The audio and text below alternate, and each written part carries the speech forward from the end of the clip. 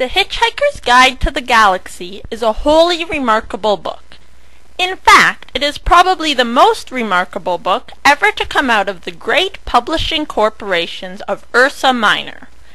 In many of the more relaxed civilizations on the outer eastern rim of the galaxy, the Hitchhiker's Guide has already supplanted the great Encyclopedia Galactica as the standard repository for all knowledge and wisdom.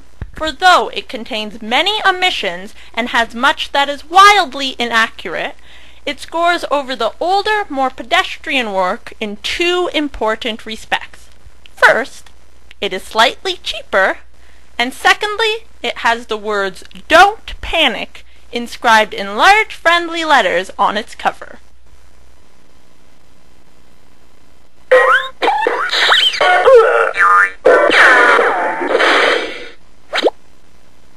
The Hitchhiker's Guide to the Galaxy, page 429,653, section 5A.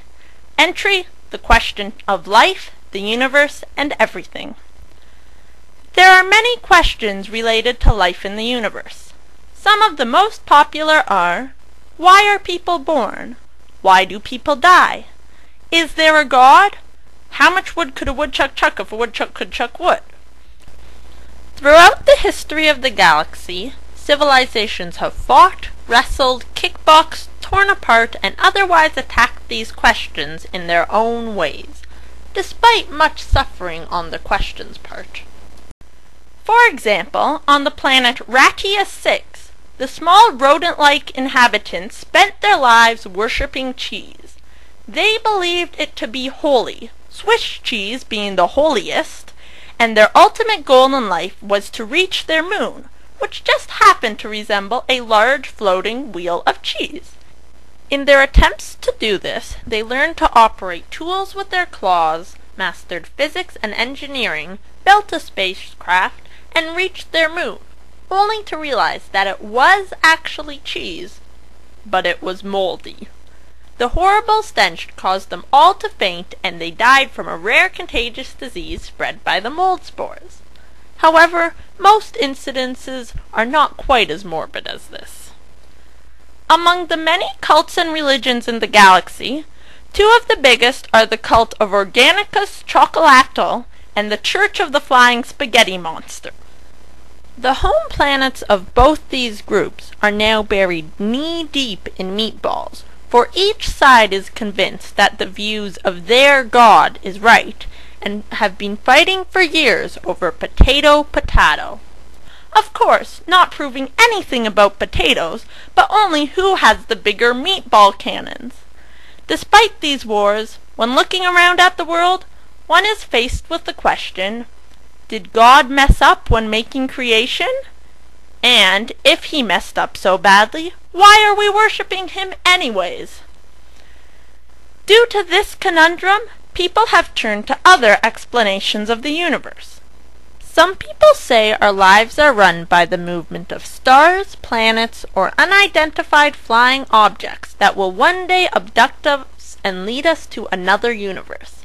There are people who believe in determinism, fatalism, Darwinism, Calvinism, masochism, neologism, metabolism, vegetarianism, tourism, anti-disestablishmentarianism. However, there is strong evidence to believe that most people's lives are governed by telephone numbers.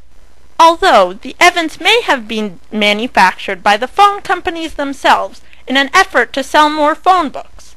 A complete galactic directory is quite hard to manage, you see.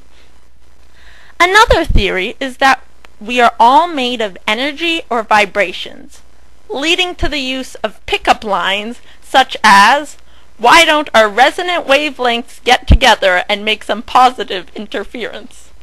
Sadly, the poor victims of these lines suffered mental breakdowns from trying to figure out exactly what had just been said to them.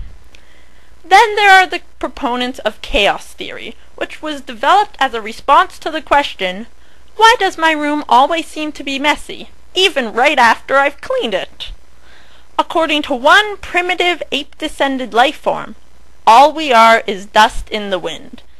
This man was thought to be crazy until one day a planet was found inhabited entirely by sentient dust storms.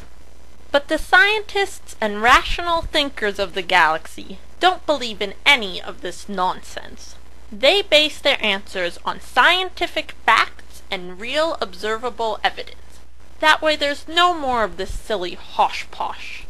They have found an answer to put an end to all these half-baked ideas. An oven. But for the other half-baked ideas, their answer is evolution. The evidence is overwhelming, with prehistoric fossils, measurable genetic mutations, natural selection. They have explained life. There is no way you could possibly deny it. Science has finally answered the questions to life, the universe, and everything. Except, well, what if it's a hoax? One big intergalactic setup? Maybe someone planted the fossils in the ground just to see how we would respond. There could be a race of super-intelligent, multi-dimensional beings running tests on our brains, and the whole universe was created for their experiments. And how do we know this isn't all in our heads? How do I know I'm even asking questions? What is real? Is this real? Am I real? Am I crazy? How do I know anything? I'm crazy! It is because of questions like these that most people don't even bother asking in the first place. Applications for new writers for the Hitchhiker's Guide are welcome. Please contact the Hitchhiker's Guide headquarters on Ursa Minor 7. Mental health insurance not provided. References.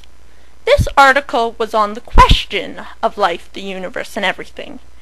If you had wanted to know the answer to life, the universe, and everything, you shouldn't have read all this. You should have looked up the answer to the question of life, the universe, and everything.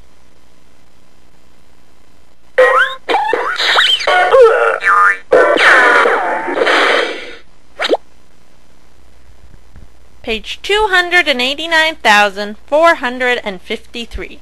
Entry: the answer to the question of life, the universe, and everything. The answer to life, the universe, and everything is 42. References. Please see the article on the question of life, the universe, and everything. If you have read that and feel like you are going to have a brain hemorrhage because your whole life has no meaning and this was your last hope and now it has been destroyed and you don't know what to do, don't panic. Unless, of course, you actually are having a brain hemorrhage, then please contact your local medical professional. And don't mention this article. We've had enough lawsuits on our hands. Once you have done that, please see page 359,678, section 7C. Entry: Python Monty.